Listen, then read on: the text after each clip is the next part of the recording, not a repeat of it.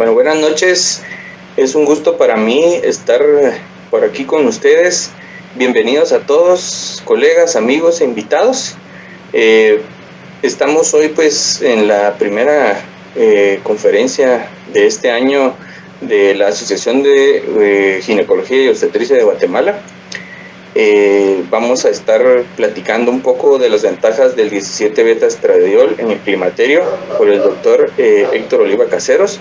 Sin embargo, pues voy a cederle la palabra y le voy a dar la bienvenida al doctor Santiago Guzmán, director regional de Gedeón Richter, para que nos dé unas palabras previo a presentar al doctor Oliva. Un gusto, doctor. Muchísimas gracias, doctor Tracena. Un gusto y agradeciendo en primer lugar a la Asociación de Ginecología y Obstetricia de Guatemala por la invitación a Laboratorios Gedeón Richter para poder ser parte de este importantísimo evento. Estamos siempre predispuestos para poder conversar en todo lo que tiene que ver con los temas científicos. Quiero agradecer de antemano al doctor Héctor Oliva por la presentación que va a hacernos en esta noche y que seguramente será de mucho interés. Y vamos a presentar al doctor Héctor Oliva Caseros, médico y cirujano, graduado de la Universidad Francisco Marroquín, maestro en ginecología y obstetricia por la Universidad de San Carlos de Guatemala, experto latinoamericano nombrado por la Federación Latinoamericana de Sociedades de Climaterio y Menopausia FLACIM, especialidad en laparoscopía ginecológica del Hospital Manuel G. González en Ciudad de México y alta especialidad en periposmenopausia del Instituto Nacional de Perinatología Isidro Espinosa de los Reyes, Ciudad de México. Certificado como clínico densitometrista por la International Osteoporosis Foundation y la Asociación Mexicana de Metabolismo Óseo. Y pues tiene cargos a nivel nacional como en este momento vicepresidente de la Asociación de Ginecología y Obstetricia de Guatemala, AGOG, próximo presidente de la asociación para el otro año, tesorero de la asociación, ¿verdad?, en el 2020-2021, vicepresidente de la Asociación Guatemalteca de Climaterio y Menopausia, y conferencista internacional y asesor médico en temas de ginecología, menopausia y osteoporosis. Es un honor para mí presentarte, Héctor. Te dejo la palabra. Muchas gracias, Charlie. Muchas gracias a todos. Bueno, el tema hoy era, pues, ventajas del 17-beta-estradiol en el climaterio. Prácticamente sabemos que es el tipo de estrógeno que produce en mayor cantidad en el ovario en la edad reproductiva. Sin embargo, a raíz de los estudios anteriores, sobre todo el WIC, que vino a abrir mucho el campo de las hormonas, pero a la vez lo cerró y todavía estamos luchando contra ese tipo de interpretaciones que le hemos dado a ese estudio, tanto ginecólogos como pacientes, que es igual de peligrosa las hormonas. Y esto ha ido cambiando para bien de la paciente, para nuestros beneficios a la hora de tratar a esa paciente. Entonces, ¿qué es lo que tenemos que hacer? Como todo en medicina, nada está escrito en piedra y debemos de individualizar a la misma. Lo que queremos es maximizar los beneficios mientras reducimos los riesgos. Eso es básico cuando empezamos a tratar a cada una de las pacientes. E individualizándolas, ¿cómo? Si hay o no hay algún tipo de indicación para tratarla. Dos indicaciones, y voy a agregar una más que se ha venido en los últimos años y no la puse adrede, porque lo vamos a tocar más adelante también. Las indicaciones de la terapia hormonal de la menopausia son, uno, síntomas vasomotores y síndrome urogenital, o atrofia genital, atrofia vulvar, como ustedes quieran llamarle. Y la tercera, que es prevención de fracturas por osteoporosis. Esas son las tres máximas indicaciones que debemos de tener en cuenta, a sabiendas de todos los beneficios que nos va a dar y que lo vamos a ir viendo durante la plática. Este es típico de la paciente que se nos levanta en la noche o está amaneciendo porque durmió mal, con cefalea, pero se agregan preocupaciones familiares por el poco descanso y se mantiene muy molesta. Hay cambios de humor, ya sea de enojos, ya sea de llantos, de depresión, y todo eso es normal. Todo eso es esperado durante la transición o la menopausia temprana. Y cuando dije individualizar y nada está escrito en piedra, ¿por qué? Porque todas las menopausias son distintas. Hay quienes no tienen ninguna dificultad de sueño y hay otras que no pueden dormir, ya sea por los calores o simplemente no tienen calores, pero tienen problemas para conciliar el sueño. Dentro de los otros síntomas tenemos también desórdenes cognitivos, ya sea de memoria y concentración. Las pacientes nos cuentan 1, 2, 3 veces las situaciones, o no digamos cuando estamos en una reunión familiar y nuestra tía mayor, por ejemplo, o prima mayor, nos empieza a contar una historia, y en la próxima reunión familiar nos lo vuelve a contar y nos lo vuelve a contar a la próxima. Eso también tiene que ver con la falta de estrógenos, que es sumamente importante. Hay estudios donde el 17-beta-estradiol, que es el estrógeno primordial como les dije, en la edad reproductiva, protege contra Parkinson, contra Alzheimer, contra el deterioro cognitivo. Hablamos de la resequedad de vagina o vulvar, pero también se da la resequedad de piel. Hay pérdida de cabello. No hay paciente que no pierda cabello. Sin embargo, se acelera esta pérdida durante el déficit de estrógenos. Es decir, con todos los síntomas que achacan a nuestra paciente, podemos decir que no existe un síndrome universal de la menopausia.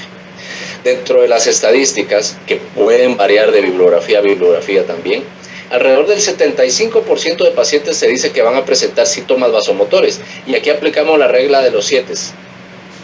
Normalmente duran 7 años, pero el 7% de las pacientes lo van a presentar a lo largo de su vida. Por supuesto que no van a ser tan severos, pero van a ir menguando con el paso de los años. Claro, si no estamos dando terapia hormonal de la menopausia. Pero hay pacientes de 75, 80 años y por ahí 1 o 2 veces al mes tienen algún tipo de calor. También hay que hacer notar que no van a ser tan intensos como lo fueron en la transición. El 40 al 60% van a presentar frecuencia alta o severidad. Antes nos decían, démosle terapia hormonal de la menopausia a cada paciente que tiene arriba de 56 bochornos, calores o oraciones nocturnas durante la semana. ¿Quién se va a poner a contar cuántos bochornos hay si la paciente no tiene calidad de vida? Si estamos hablando de 56 calores en una semana, esta paciente no está tranquila consigo misma. Pues los que hacemos menopausia nos damos cuenta cuando llega la paciente, tenemos el aire acondicionado 18, 20 grados en el consultorio y aún así las pacientes se incendian ahí enfrente de nosotros en lo que le estamos dando la consulta. Entonces eso es lo más importante. Están llegando con nosotros, se están incendiando y no hay problema, lo vamos a comprender, tenemos que tratarlo. Pero que hay de aquella paciente que está en una reunión muy importante, la está dirigiendo encima de todo y empieza con calores y empieza con... La paciente no se siente bien, porque lastimosamente relacionamos un tema de calores con menopausia y eso es como que fuera algo malo, y es totalmente normal. Tarde o temprano la paciente va a entrar en ese déficit de estrógeno, en ese envejecimiento ovárico, en el cual, por supuesto, disminuye el volumen de los ovarios, disminuye su función considerablemente y puede producir niveles hormonales alterados, y eso se traduce inclusive en algunas pacientes en doble ovulación o ausencia de sangrado, que es lo que estamos viendo.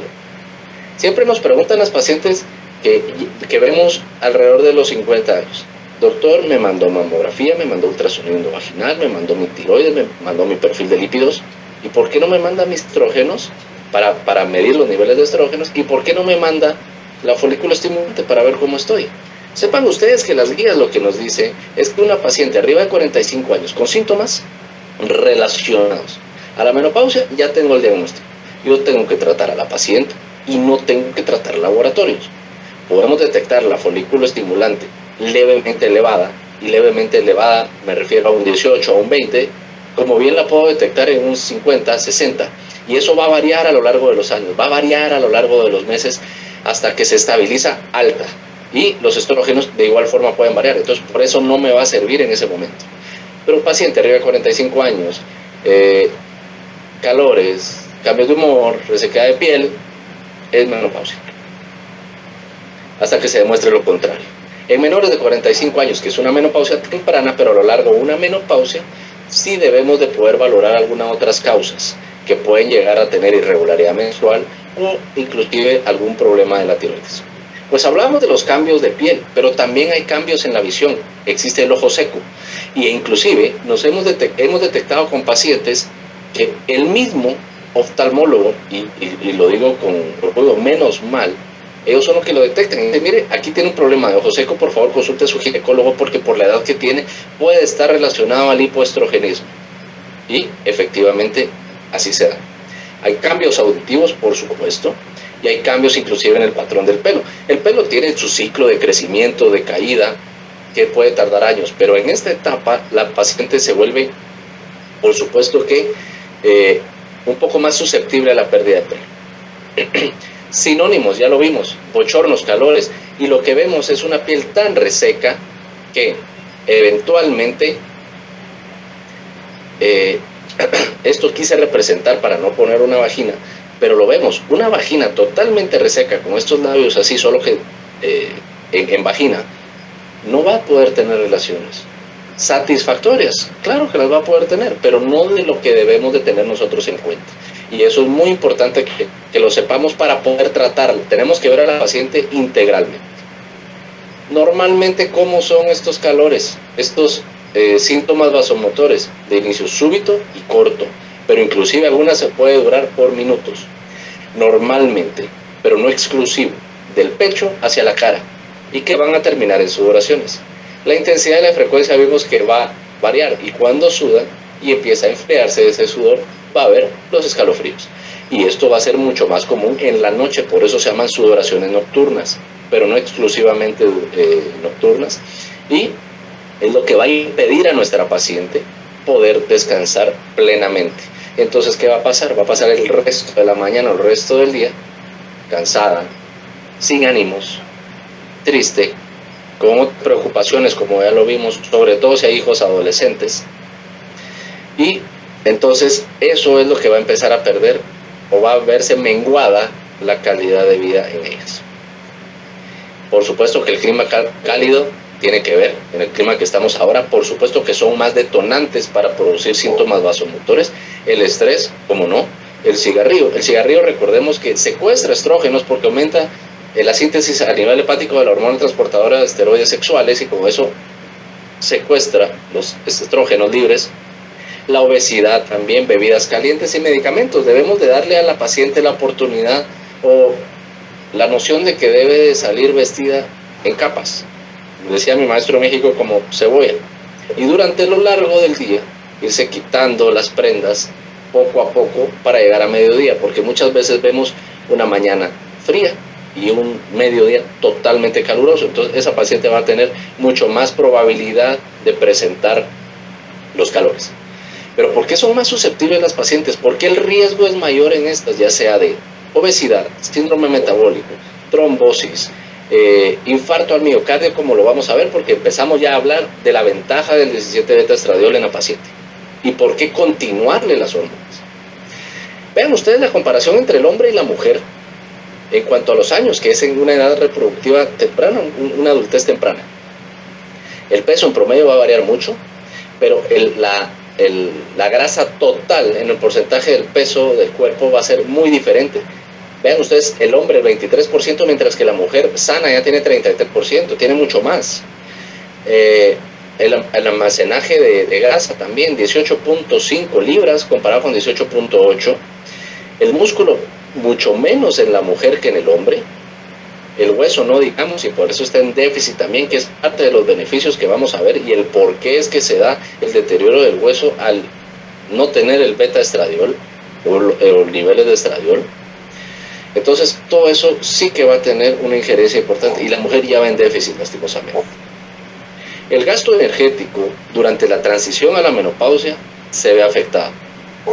La tasa metabólica basal cambia. La mujer en la transición siempre nos dice, doctor, yo como exactamente lo mismo, hago la misma actividad física y en lugar de continuar bajando de peso, me estanqué y no digamos, empecé a aumentar de peso.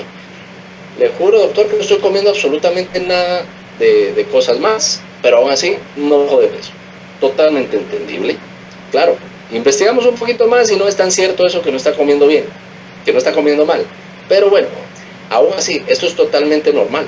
El efecto térmico de la comida sí que tiene que ver, entonces, y la actividad física, por supuesto, pero ya lo hablamos. Una paciente que se levanta cansada, ¿qué ganas va a tener de hacer actividad física? Le decimos, y llega somnolienta a la clínica con calores, y le decimos, no, es que tiene que hacer ejercicio, tiene que hacer ejercicio. ¿Cómo lo va a hacer? ¿Con qué energías? Todo eso son las ventajas de iniciar la terapia hormonal de la menopausia. ¿Qué es lo que tenemos que hacer con el efecto térmico de la comida entonces? Que también es un componente importante del gasto energético. Mejorar la calidad y la cantidad de las calorías durante la ingesta. El metabolismo esperado de toda adolescente o mujer en edad reproductiva será como el de una pera. Cuando aumentan de peso o ganan grasita, se van las caderas por efecto estrogénico. Tenemos estrógenos altos, andrógenos sumamente bajos, y no es que excesivamente se estén produciendo los andrógenos mucho más durante la transición y durante la posmenopausia. Por supuesto que tienen que ver, y tiene que ver con androstenediona, como lo vamos a ver más adelante, en su relación de estrona y estradiol de 7,1,1,1, que es lo que vamos a estar buscando con la terapia hormonal de la menopausia. Pero, sin embargo, cuando la paciente entra a la transición, el cuerpo por el metabolismo cambia, y de empezar a engordar de las caderas, empieza a engordar a nivel central el cuerpo de una manzana. ¿Y qué es lo que tenemos?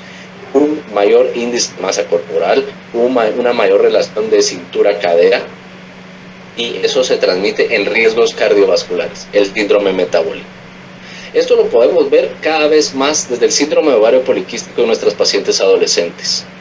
Un síndrome de ovario poliquístico adecuadamente diagnosticado, y no digamos adecuadamente tratado, sí que va a tener injerencia positiva en el riesgo cardiovascular de estas pacientes cuando entren a la menopausia.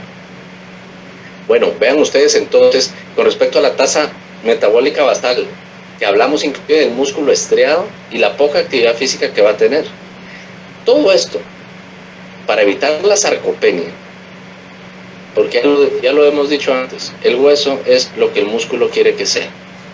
No hay un abuelito de 80 años, de 90 años, salvo excepciones, que no sea solo hueso y piel, y es una sarcopenia importante.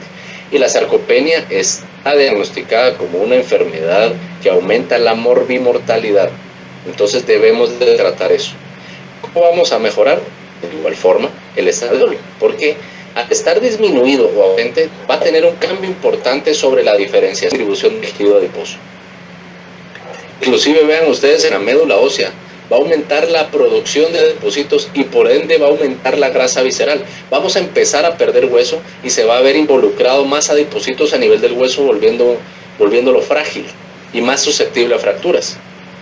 Y de igual forma, lo que siempre decimos, ¿por qué un paciente que entra y se hace una liposucción, por ejemplo, una abdominoplastia, pierde bastante grasa, pero sigue con el mismo riesgo cardiovascular por un tiempo, si no cambia los hábitos? Porque la grasa a nivel visceral es sumamente importante para el riesgo cardiovascular, que es el que debemos de tratar. Hay muchos datos variados en la transición, pero la incidencia de obesidad visceral va a ascender casi el 50% durante la transición a esta menopausia. El 70% de pacientes va a presentar hipertrigliceridemia y un colesterol bajo HDL. Es lo que necesitamos empezar a cambiar y empezar a entender cuando nosotros recetamos terapia hormonal de la menopausia. Es que no tengo calores. Sí, pero llévese sobre... Es que, doctor, ¿para qué? Si me siento bien. ¿Te sentís bien ahora? Pero espérate 5, 6, 7, 8 años y tu riesgo va a ser mayor. Y más si venís en 10, 12 años en el cual se pierde la ventana de oportunidad para poder recetar hormonas y ya no vas a poder tener todos los beneficios, aparte de que ya te perdiste 10 años de vida sin protección por lo menos. Vean ustedes por qué es tan importante hablar del LDL y el colesterol. Porque tiene su injerencia, sobre todo en la teoría de las dos células, recuérdense, folículo estimulante, granulosa, luteinizante de la teca. Bueno, pues estos cambios de androstenediona para aromatizarse y formar la estrona y el estradiol tiene que ver, por supuesto, con colesterol, LDL. Y de esa forma, al no haber necesidad de producir estrógenos, va a empezar a aumentar el colesterol LDL y con eso va a aumentar los riesgos cardiovasculares, que es lo que debemos de preservar. Entonces, la grasa a nivel del tejido retroperitoneal va a aumentar a nivel del tejido mesentérico. Y de ahí lo que les hablaba de las pacientes con liposucción, abdominoplastías, que de igual forma, si no tienen cambios importantes en su hábito, para bien, para ser más saludables, van a presentar el mismo riesgo. Inclusive depósitos en las glándulas reproductivas, y lo que mencionamos, se va perdiendo el hueso y va siendo sustituido por grasa. Y no digamos en aquellas pacientes diabéticas, van a tener un riesgo mucho más marcado de fractura. No lo contempla el FRAX, pero sí que sabemos que la paciente diabética se fractura mucho más, aunque no lo diga la densitometría. Entonces vamos a ver que los ácidos grasos se van a acumular por un desdoble de la grasa visceral, y esto a su vez va a promover la resistencia a la insulina. Los niveles elevados en grasa, pero no en tejido celular subcutáneo. ¿Y eso qué nos va a dar? Pues lo que todos sabemos, el riesgo cardiovascular. Vean ustedes la mujer cómo va cambiando y cómo va aumentando la prevalencia de hipertensión conforme van los años. De 18 a 39, comparado con los hombres, son menores, pero se van acercando con nosotros a la edad de la transición a la menopausia, y sí se equiparan prácticamente a estar iguales. Y no digamos, cuando aumentan en edad, sobre todo arriba de 60 años, va a haber una alta prevalencia de que sean hipertensas. Y tiene que ver esto nada más con la falta de estrógenos, no, pero sí que es una parte sumamente importante para que nosotros podamos tratarlas a tiempo. No digamos de igual forma la resistencia a la insulina. Inclusive en pacientes con índice de masa corporal normal hay resistencia a la insulina en este tipo de pacientes. Intolerancia a la glucosa y riesgo de diabetes, por supuesto. Entonces, tan alto como 3 veces más, el síndrome metabólico puede existir en la etapa de transición y en la posmenopausia. Es por eso que les digo, la paciente dice, estoy haciendo el mismo ejercicio, estoy tratando de comer exactamente lo mismo, y doctor, he subido en 5 meses, en 6 meses, 5, 6, 8, 10 libras.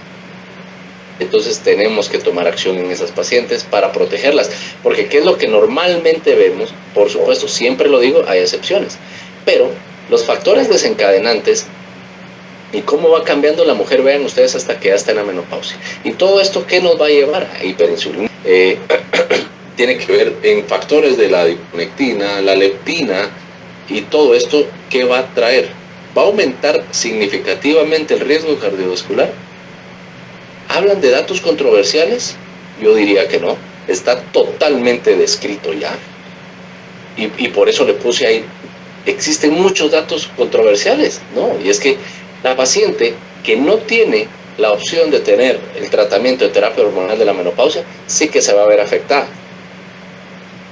Sobre todo la íntima media, que es parte de que aumenta el riesgo de enfermedad coronaria. Estamos hablando solo de milímetros que van a aumentar, pero esos micras más bien es lo que nos permite tomar decisiones para poder determinar si podemos iniciar terapia hormonal de la menopausia luego de 10 años, que las indicaciones es, lo vamos a ver también, menor de 60 años y o menos de 10 años de haber presentado la ausencia de menstruación.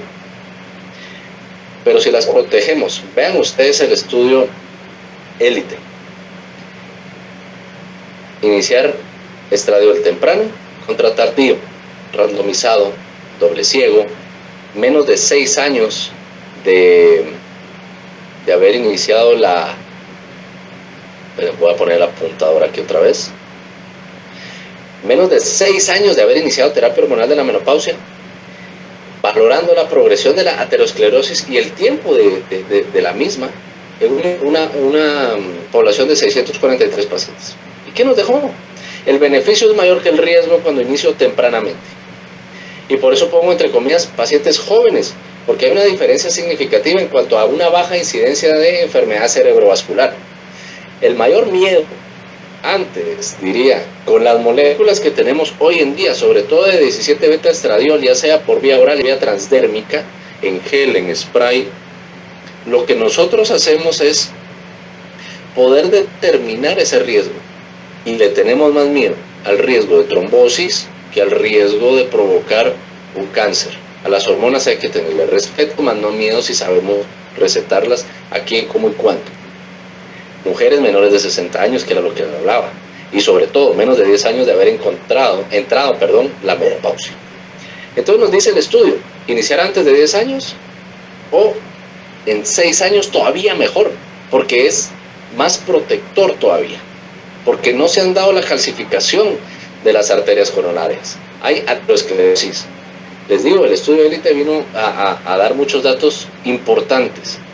Hubo medición de íntima media que demostró que no aumenta el infarto al miocardio cuando se usa al menos 5 años, pero eso sí, antes de los 6 años de haber dejado de menstruar. Y entre los 6 y los 10 años hay debate, pero hay otros muchos estudios que nos apoyan y por eso decimos hoy claramente menos de 10 años para poder iniciar. El estudio KIPS también lo demuestra en una revisión de Cochrane de 2015 con muchos estudios. De igual forma protege contra enfermedad coronaria y no solo contra enfermedad cerebrovascular. Vean ustedes, el riesgo relativo a 0.52 debajo de 1 va a ser protector siempre, con un intervalo de confianza de 0.25 a 0.96, en el cual no aumentó la enfermedad cerebrovascular y aumentó el riesgo de trombosis. ¿Y cómo no va a aumentar el riesgo de trombosis si son las pacientes a las cuales les estamos dando hormonas? Si no les dejamos hormonas, por supuesto que no va a tener el riesgo, y por eso mi comentario, que tenemos que tener más respeto todavía, sin dejar de pensar en el cáncer, al riesgo de trombosis que otro. Disminución de mortalidad bajo cualquier causa. ¿Y qué es lo que conlleva esto? Al enlentecimiento del envejecimiento, al enlentecimiento del acortamiento de los telómeros, que es lo que nos va a producir el mayor riesgo y sobre todo, pues obviamente el envejecimiento. Hay muchos estudios de vasculatura, por ejemplo, en el cual nos dicen la hipótesis del timing, del cuándo vamos a nosotros a poder iniciar las hormonas. Volvemos a lo mismo. Vean ustedes, el riesgo de derrame, por ejemplo, de enfermedad cerebrovascular, con respecto al tiempo que vamos a iniciar y la dosis y la vía con el tipo, no solo de estrógenos, sino también de progestágenos. Les dije, el WI muchas veces nos dio datos, no vamos a poner a hablar del WI, del análisis que se hizo, del diseño del estudio. Todos sabemos que ya a la larga pues fue un mal estudio, pero sí que nos dio mucha información después. Información para analizar, para criticar, para hacer nuevos estudios bien diseñados y sobre todo para tomar decisiones. Vean ustedes cuando utilizamos dosis de estrógenos vía oral contra transdérmicos con respecto al riesgo de enfermedad isquémica. Entonces, todo arriba de 1 sabemos que va a ser de un riesgo. ¿Y en qué lo tenemos? En el oral. Por supuesto que depende de las dosis bajas, intermedias o altas, va a ser mayor el riesgo. Pero ¿qué es lo que pasa cuando iniciamos estrógenos transdérmicos? Por supuesto que van a ser protectores, que eso es lo que tenemos que buscar. No aumentar o no dar el efecto de primer paso siempre va a ser importante en este tipo de pacientes. Todo lo oral tiene efecto de primer paso. Sí, es que al darle estrógenos tomados yo puedo disminuir eventualmente el uso, el colesterol total en nuestra paciente. Sí, puede ser una opción. Para eso hay otros medicamentos también. Pero siempre la principal vía debería ser la transdérmica, de alguna u otra forma, como lo podemos ver más adelante, pero sí que va a tener una injerencia positiva si lo utilizamos transdérmico. ¿Qué pasa con la diabetes, las dislipidemias, la hipertensión? Vean ustedes cómo va variando los datos con respecto de igual forma al uso de estrógenos orales contra los transdérmicos. Hay mucho más riesgo en los orales y menos riesgo en los transdérmicos. ¿Yo utilizo vía oral? Por supuesto que sí. ¿Es buena? Sí. Debemos, una vez más, la primera diapositiva lo mencionamos, individualizar a cada paciente. Y de esa forma, lo que queremos es maximizar beneficios y reducir riesgos. De esa forma, tomando en cuenta lo que tenemos enfrente del escritorio, que es nuestra paciente, podemos nosotros discernir entre una vía y otra. ¿Qué pasa también? Vean ustedes en otro tipo de estudios, el terapia hormonal oral versus transdérmica, y el riesgo de stroke.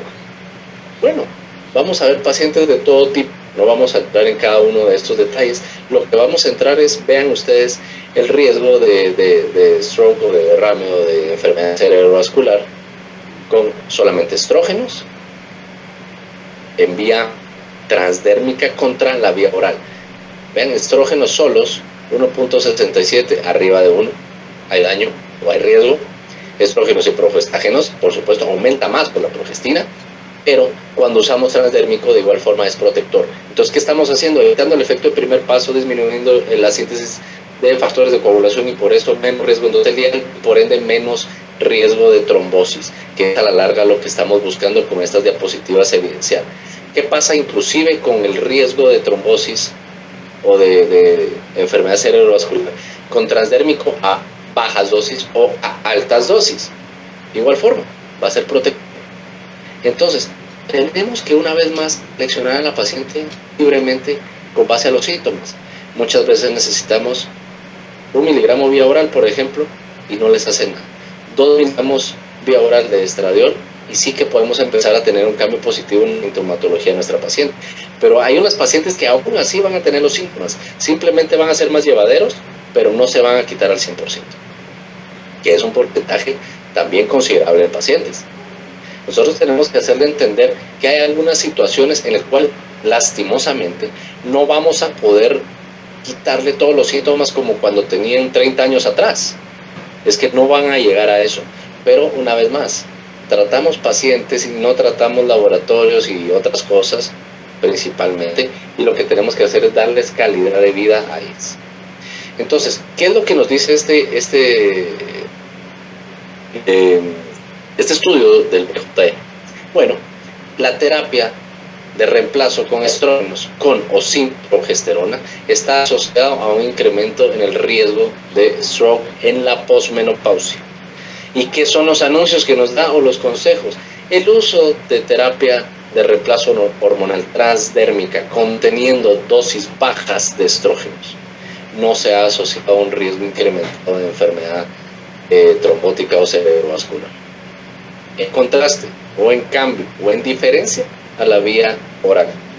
Entonces tenemos que tomar en cuenta esto también. Es lo mismo que concluimos aquí. Y esto es reciente, vean ustedes, aceptado en el 12 de noviembre de 2020. El estudio KIPS ya lo habíamos descrito en parte antes, o lo habíamos mencionado por lo menos, y que todavía tiene una validez plena al día de hoy. En eventos cerebrovasculares, durante el estudio vi, por supuesto que fue ocultado, pero tomen en cuenta también que estábamos utilizando estrógenos equinos conjugados más acetato de medroxiprogesterona. Esto es lo que vino a cambiar radicalmente. ¿El riesgo estaba aumentado? Sí. 50, 60, 70, 80 años, no nos importó en ese momento y le dimos hormonas a todas. Sobrevivientes de cáncer, sobrevivientes de infartos, sobrevivientes de strokes, sobrevivientes de lo que quiera.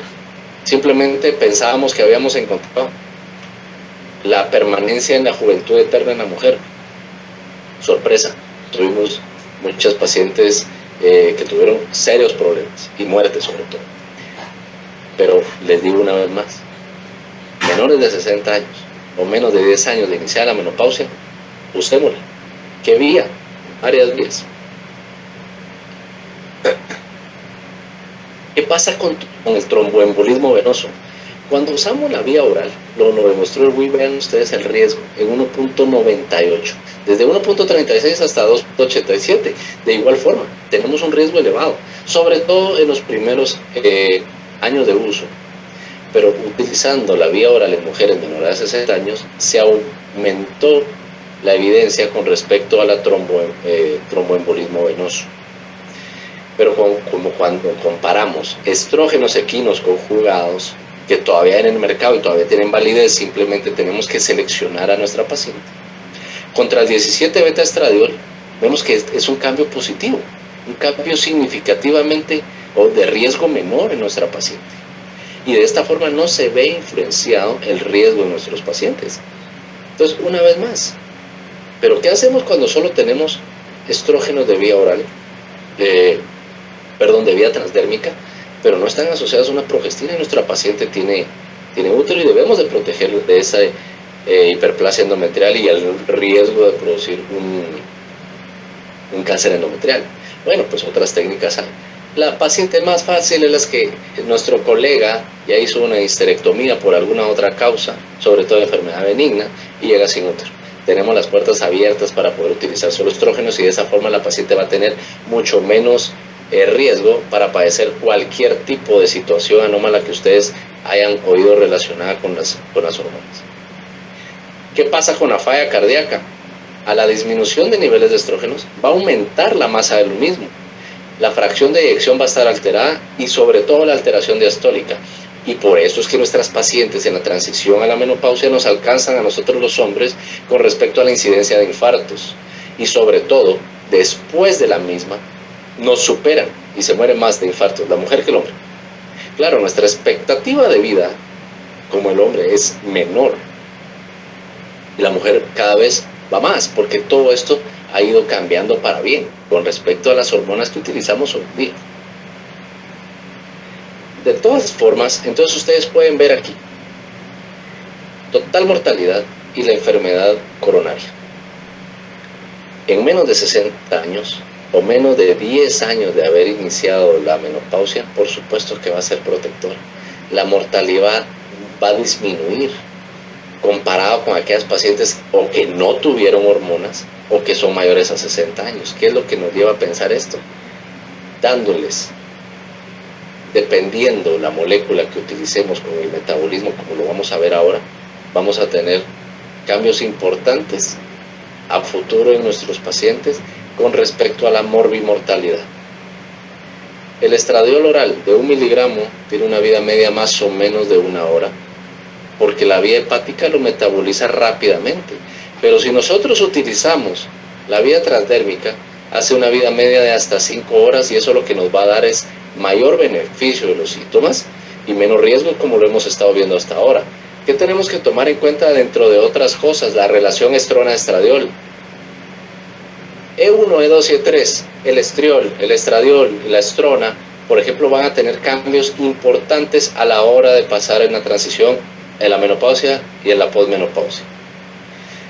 ¿Qué es lo que estamos viendo? La estrona se produce en una relación 7:1 con el estradiol con la vía oral, y esto tiene que ver mucho con la androstenediona, como lo vamos a ver en la otra diapositiva. Pero lo que tenemos que tomar en cuenta aquí es que la estrona es el principal tipo de estrógeno en la paciente posmenopáusica, pero es el más débil. No va a tener efectos tan benéficos como sí el 17-beta-estradiol. Entonces, ¿qué es lo que queremos buscar en nuestra paciente? Una relación como en la premenopausia, una relación más o menos 1:1, como está aquí, estrona 1 con estradiol 1, como sí se puede conseguir con una vía transdérmica, porque hay menos cambios de hormonas transportadoras, porque hay menos cambios a nivel de lipoproteínas, y es lo que nos va a dar menores riesgos. Va a haber mayores concentraciones de estradiol por el metabolismo que vamos a tener a nivel de transdérmico y no como a nivel por el efecto del primer paso, que se va a metabolizar muy rápidamente y va a aumentar los riesgos. Una vez más, yo no estoy en contra del estradiol vía oral. Yo lo receto, yo lo uso y me va muy bien seleccionando a las pacientes, pero de igual forma, si podemos disminuir los riesgos, y utilizo mucho la vía transdérmica también, con excelentes resultados. Pues cuando vemos el tejido, Diana, aquí, los andrógenos, que son normalmente en la etapa reproductiva tardía y en la etapa de la posmenopausia, ya no se producen a nivel de las gónadas, pero sí tenemos que ver en las glándulas suprarrenales, y que tiene que ver la función con la androstenediona y la testosterona, que de igual forma, vean ustedes los ciclos de la 5-alfa reductasa, vamos a tener dihidrotestosterona al receptor androgénico, y que inclusive va a estar presente en osteoblastos.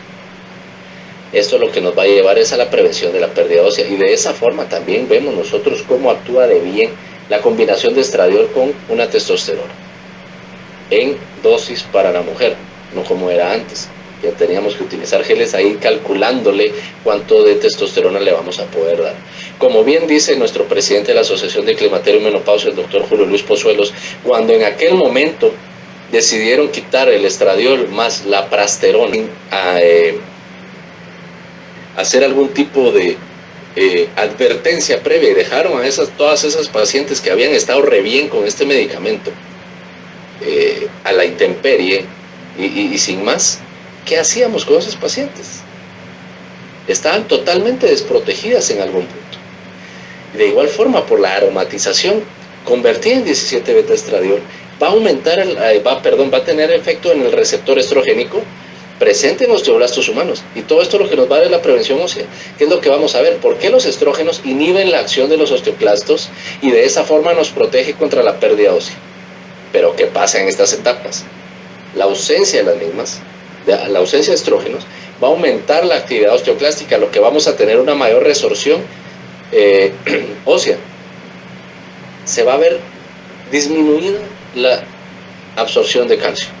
Inclusive vamos a tener una calciuria importante en este tipo de pacientes, y por eso es que debemos de ser más protectores con el hueso en ellas, con la suplementación tanto de calcio como de vitamina D. Durante la transición a la menopausia se pierde inclusive 12% de la densidad mineral ósea total, que equivale tan alto como una desviación estándar medida mediante el T-score en una densitometría mineral ósea. ¿Y por qué es que queremos esa relación 1:1 como les había mencionado antes? Queremos que sea más los niveles de estradiol que la estrona. Claro, tener niveles tan altos de estradiol no nos va a significar mayor situación en la etapa posmenopáusica. Nosotros, como todo en medicina, queremos la menor dosis posible, pero que sea altamente efectiva. Y eso es lo que vamos a ir buscando también. Los niveles de estradiol de picogramos en la premenopausia pueden ser tan altos como entre 400, sobre todo si las pacientes van a ovular. Pero en la estrona va a estar baja, pero aún así va a estar más alta que cuando están en valores de posmenopausia. Pero vean ustedes la relación, cómo se invierte, y esto es lo que habíamos hablado, que el principal es la estrona a nivel posmenopausia. Y esta la injerencia que va a tener es que sabemos que los estrógenos están íntimamente relacionados con los osteoblastos y los osteoclastos, tanto en la vía clásica, que van a actuar a nivel del núcleo, como en la vía no clásica. Tenemos millones, en todos los tejidos tenemos receptores de estrógenos, al igual que como lo hemos hablado con vitamina D en las otras pláticas. Pero lo más importante va a ser que se va a perder el hueso mediante 4 precisos puntos, que va a ser que los estrógenos van a estimular la formación de hueso bajo un efecto directo de los osteoblastos. Esto lo hemos visto demostrado cuando nosotros sustituimos en la terapia mediante la terapia hormonal de la menopausia con 17-beta-estradiol. Siempre le decimos, no vamos a formar un hueso de quinceañera, pero sí que vamos a detener la pérdida. Y si a lo largo de los meses y a lo largo de los años empezamos a ver inclusive un aumento de la densidad mineral ósea total, ya va a ser beneficio para nosotros. Pero una vez más, nosotros lo que queremos tratar es calidad de vida, y disminuyendo el riesgo de fractura mediante estos puntos importantes, sí que lo vamos a poder hacer. Segundo punto, va a influir en la formación de osteoclastos al regular el nivel de citoquinas y factores de crecimiento. Tanto RANK, el RANK ligando, la osteoprotegerina, que como su nombre lo dice, es proteger el hueso. Vamos a ver en una gráfica cómo va a ser una etapa de señuelo para que el RANK y el RANK ligando no se puedan unir y no puedan activar nuestro osteoclasto de una forma madura y multinucleada, y que de esta forma pueda permanecer disminuida la resorción ósea, o por lo menos equiparada con los osteoblastos y la formación del hueso, que es lo que principalmente se pierde en la transición a la menopausia. 3. La modulación de la secreción de enzima lisosomal osteoclástica, que promueve la apoptosis osteoclástica. Todo debe estar en un equilibrio. Entonces, ese es el tercer punto. Y el cuarto punto es efecto en distintas hormonas. Promueve la secreción de calcitonina e inhibe la resorción ósea. Aumenta la absorción de calcio en el intestino, nos ayuda a eso. Está haciendo el mismo efecto prácticamente que una vitamina D. ¿Por qué los suplementos de calcio tienen vitamina D y algunos tienen muy poco? Eso nos sirve no para suplementar la vitamina D, no caigamos en eso de decir, ya le estamos dando sus 600 miligramos de calcio, pero le estoy dando también 200 unidades de vitamina D y la paciente probablemente está en déficit. Nunca vamos a llegar, esos no son requerimientos diarios.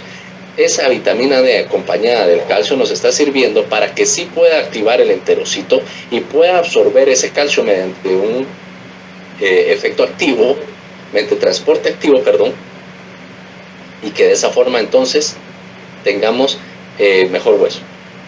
Va a reducir niveles de la paratormona. Necesitamos niveles bajos constantes de paratormona. Una vez tengamos niveles altos, vamos a tener problemas. Ven ustedes aquí entonces el RANK y el RANK ligando al unirse van a activar el osteoclasto que se va a ir al hueso y va a crear la laguna de la resorción ósea. Pero ¿qué pasa con la osteoprotegerina que está señalizada aquí en amarillo? Vamos a ver que se une al RANK ligando y de esa forma no puede activar nuestro osteoclasto. Vamos a ver esta sobre todo, cómo es que la osteoprotegerina, y eso es lo que debemos de preservar en nuestra paciente, a niveles altos o por lo menos fisiológicos de 17 beta estradiol, sobre todo, o de algún tipo de esto, sabemos y ya vimos cuál es el principal, el más efectivo y sobre todo el de menos riesgo. Vamos a crear más decoys, más señuelos de osteoprotegerina y de esa forma vamos a tener una resorción ósea inhibida o por lo menos equilibrada con respecto a los osteoblastos. Pero ¿qué es lo que pasa en el déficit de estrógenos? Vamos a ver claramente que la osteoprotegerina ha sido superada por el RANK ligando y de esa forma vamos a tener mayores osteoclastos maduros y vamos a tener una resorción ósea importante, que es el tema de una osteoporosis primaria, una osteoporosis postmenopausia o que son sinónimos, o una osteoporosis por hipoestrogenismo. Entonces, el estradiol transdérmico en spray sobre todo, conteniendo excipientes que lo hacen sobre todo alcohol, aumenta la absorción a nivel de la piel y esto es lo que menos riesgos. ¿Nos gusta la terapia hormonal transdérmica? Sí, es muy buena, muy efectiva. En parche, en gel, en spray, decidan ustedes. Cuando la paciente encima hay que agregarle una progestina, sabemos cómo puede cambiar los riesgos. Ya lo hemos visto y todos hemos tratado a pacientes con útero y sin útero con respecto a las hormonas. Pero vean ustedes las ventajas que tiene. El doctor Morton con el doctor Schumacher hacían este tipo de estudios con respecto a la farmacocinética después de la aplicación del estradiol en spray. Y lo más importante, ya para ir terminando, es cómo generamos ese balance que vimos entre estrona 1:1 con estradiol y no la estrona 7:1 como normalmente es en el periodo posmenopáusico, que no vamos a tener todos los beneficios. Entonces, la concentración media de estradiol, conforme los días, vean ustedes cómo sube de rápido, ya sea en este tipo de presentación que vieron en ustedes también en la publicidad de la plática de hoy, con respecto a 1, 2 o 3 pulverizaciones. ¿Qué es lo que queremos en concentración sérica? La menor dosis posible, que nos eleve lo suficiente, pero que no nos aumente riesgos en la paciente. Concentración de estrona y de sulfato de estrona están prácticamente igual. Entonces, ¿qué es lo que llama la atención? Que vamos a tener una relación muy pareja y eso es lo que nos va a dar prácticamente niveles de tipos de estrógenos como los de la premenopausia, transformando esto en una calidad de vida de la paciente no solo aceptable, sino muy buena. Lo que estamos haciendo es disminuyendo síntomas, disminuyendo riesgos, como lo hemos visto, desde cambios en el metabolismo, cambios en el hueso, cambios en disminución de infartos a largo plazo, cambios importantes en mediciones de íntima media y cambios sobre todo a futuro. Mucha información con respecto al estradiol en spray, en gel, en tabletas, en parche, perdón, que hoy en día ustedes pueden tomar la mejor decisión si tienen más información al respecto. A mí, personalmente, y ya como terminé la parte científica, yo digo, a mí me ha ido muy bien con el estradiol en spray, en el micropulverizador que tenemos, que nos está patrocinando la charla el día de hoy.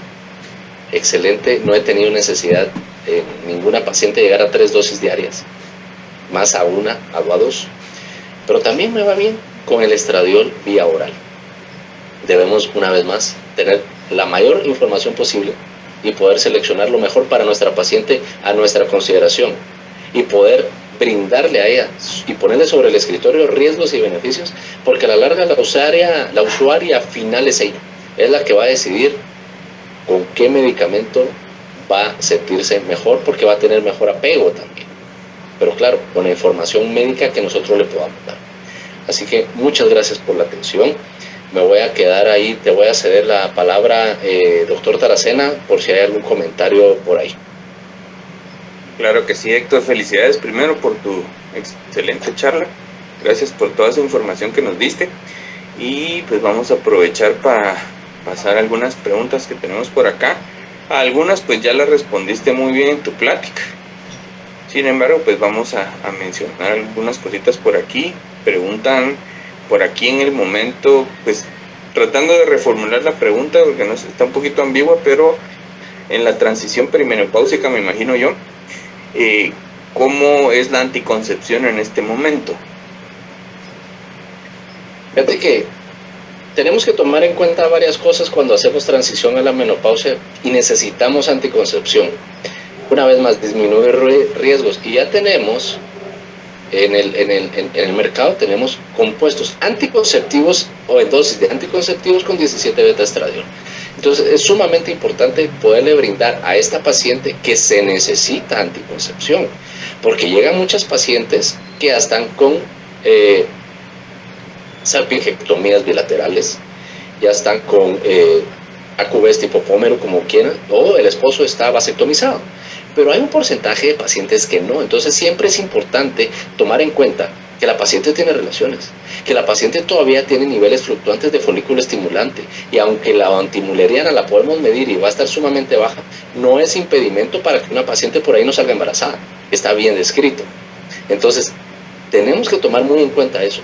Cuando una paciente no está con una cirugía esterilizante permanente, podemos, y hay algoritmos que nos dicen que podemos llevarla hasta los 55 años con este tipo de anticonceptivos, para luego retirarlos por 6 semanas, medir folículo estimulante para ver si está arriba de 30 en 2 ocasiones distintas por 6 semanas más, y utilizar una progestina durante ese tiempo o algún método de barrera. Y si nos salen los dos valores elevados, ya podemos optar ya solamente pausa, que son las mismas hormonas. Sí, pero son diferentes dosis. Y unas no van a ser anovulatorias. De tal forma que si yo empiezo a darle terapia hormonal a la menopausia a una paciente de 40 años, y por ahí me puede quedar embarazada.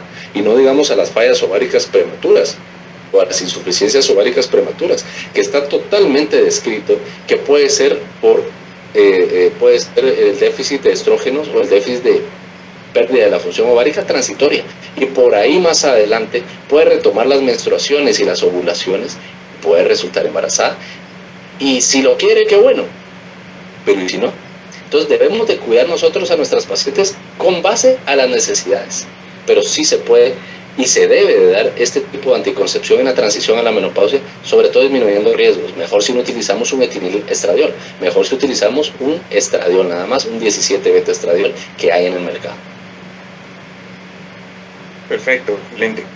La siguiente pregunta dice, en pacientes con útero, ¿cómo es que se puede utilizar la progesterona? ¿Qué tipo de progesterona aconsejas? Y si aconsejas los suplementos de testosterona en pellets o gel. Ok. Empecemos por lo más fácil, que es lo último que mencionaste. Como lo dije antes, ahora sí tenemos algún tipo de estradiol y testosterona diseñado para la mujer, bien inyectado, es de uso parenteral, intramuscular, y lo tenemos en varias dosis. ¿De acuerdo? Esta sí. El uso del pellets, en primer lugar, no está aprobado por la FDA. Yo no lo uso, yo no lo recomiendo, yo no lo pongo. Es muy tentador ponerlos, y entiendo. Pero cuando nos ponemos a ver todos los grandes estudios que han habido, muchos de los estudios están con sesgo, no podemos confiar plenamente en ellos.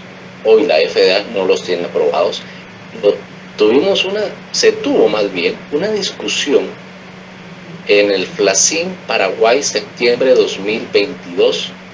FLACIM es la Federación Latinoamericana de Sociedades de Climaterio y Menopausia, en el cual se dedicaron exclusivamente a hablar de esto, y entre los líderes de opinión que estaban en ese momento era el doctor Luis Hernández, maestro latinoamericano de menopausia por FLACIM también, junto con el doctor Pozuelos. Y hablábamos de que no se debe de utilizar.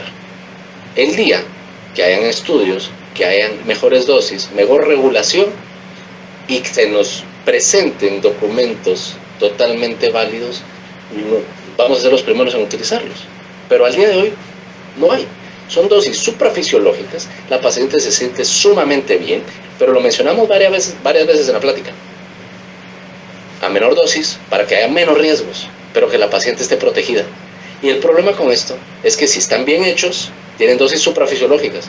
Y no digamos aquellos que no tienen ni siquiera registro sanitario, o aquellas cremas que las estamos haciendo en el consultorio, no digo estamos porque no las hago pues, pero que se están presentando ahí, que no deberían de estar del todo recomendadas a la fecha.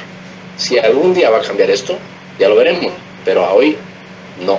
Estamos avalados por, les digo, FLACIM, máximo representante aquí en Guatemala, el doctor Luis Hernández, próximo presidente de FLASO, que fue parte de ese comité que se realizó en Paraguay 2022. Lo segundo, si yo quiero utilizar la vía transdérmica, podemos utilizar progesterona, por supuesto, en dosis de 200 miligramos durante 14 días cada mes para tener una hemorragia por privación al retirarlo y proteger ese endometrio. O podemos darle 100 miligramos de progesterona micronizada, que sería la ideal, que es la más natural, entre comillas, ¿verdad? Constantemente a la paciente. Y en algunas ocasiones han habido estudios no aprobados o los que no tienen la indicación de la FDA colocar un Mirena para evitar, bueno, y vos sos también experto en Mirena, ¿va, Charlie? Si tenés algún comentario ahí, para evitar la hiperplasia endometrial en este tipo de pacientes y poder de esa forma brindarle de todas maneras los beneficios del estradiol transdérmico. Así es, tenés toda la razón. Hay estudios ahí pues que han mostrado que Mirena es una opción, aunque todavía hay estudios que se están haciendo por la EMA y la FDA acerca de esto, sobre todo en pacientes con hiperplasias endometriales y en algunas situaciones que hemos hallado en la histeroscopía. Pero pues sí, sigue siendo una opción, ¿verdad? Sigue siendo una opción. Vamos a pasar a la siguiente pregunta. Pacientes sobrevivientes con cáncer de origen mamario pélvico, ¿sí consideras que es adecuado el tratamiento hormonal? Una de las pocas contraindicaciones absolutas que tenemos para dar terapia hormonal de la menopausia son en pacientes sobrevivientes de cáncer de mama, ya sea estrógeno o no dependientes, ya sea con receptores hormonales o no. Simplemente no lo podemos dar. Dependiendo del cáncer pélvico, cáncer de ovario en estadios tempranos no hormonodependientes, sí lo podemos dar. Pacientes inclusive con endometriosis, sí lo podemos dar. Lo que pasa es que el cáncer de mama normalmente o les dan letrozol o les dan inhibidores de aromatasa, el aromacin, yo veo muchos pacientes, por ejemplo, con Julio Lau, que tiene que tener un inhibidor de aromatasa y entre otras cosas, y la paciente se siente peor y la paciente empieza a perder hueso rápidamente. Pero claro, no le podemos dar terapia hormonal de la menopausia, porque entonces vamos a causar mayor riesgo de que regrese el cáncer de mama. Entonces, en ese tipo de pacientes sí que podemos utilizar otro tipo de terapias, cambios en el estilo de vida. Nunca va a ser tan benéfico como el que si le hubiéramos dado hormonas, pero es una de las únicas, dentro de las pocas contraindicaciones totales, que yo no le puedo dar hormonas. Cáncer de mama, cáncer de pelvis, cáncer de útero, cáncer de endometrio, dependiendo el grado, dependiendo el estadio en el cual se detectó, sí. De hecho, con respecto a este comentario que hice de la endometriosis, aunque la paciente esté totalmente operada, si se sospecha que pudo haber quedado residuos de endometriosis y aunque no tenga útero, se recomiendan dos cosas: o se da estrógenos con progestinas o mejor aún, está indicada en ese caso la tibolona para no aumentar el riesgo de reactivación de esos endometriosis, de esos focos endometriósicos. Excelente. Bueno, por horas del tiempo voy a hacerte la última pregunta, pero hay un montón de preguntas y bueno, en tu plática respondiste un montón de ellas, ¿verdad?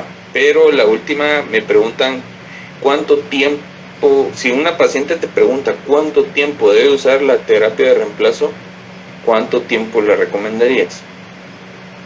Aquí caemos en el comentario de que varios colegas lo decimos, y es hasta la siguiente cita.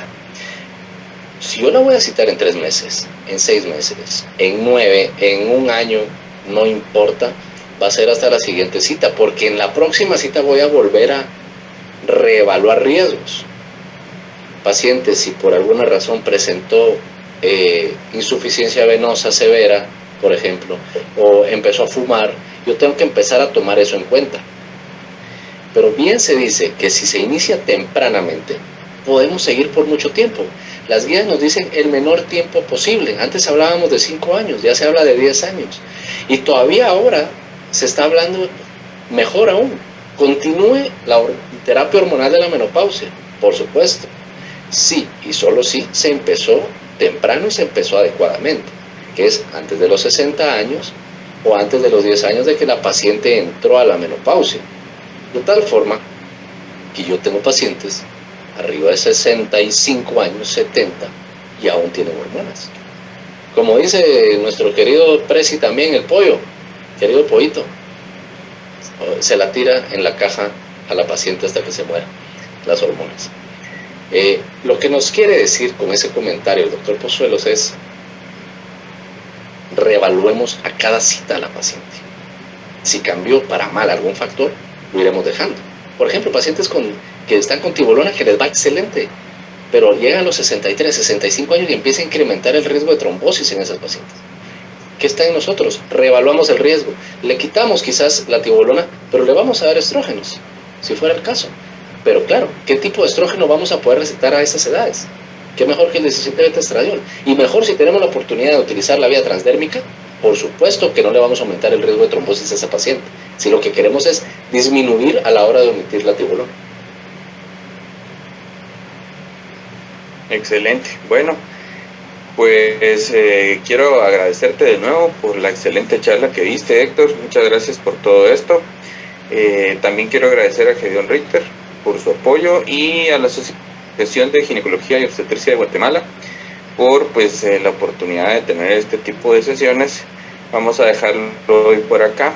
Les agradezco por su presencia a todos y les deseamos una feliz noche.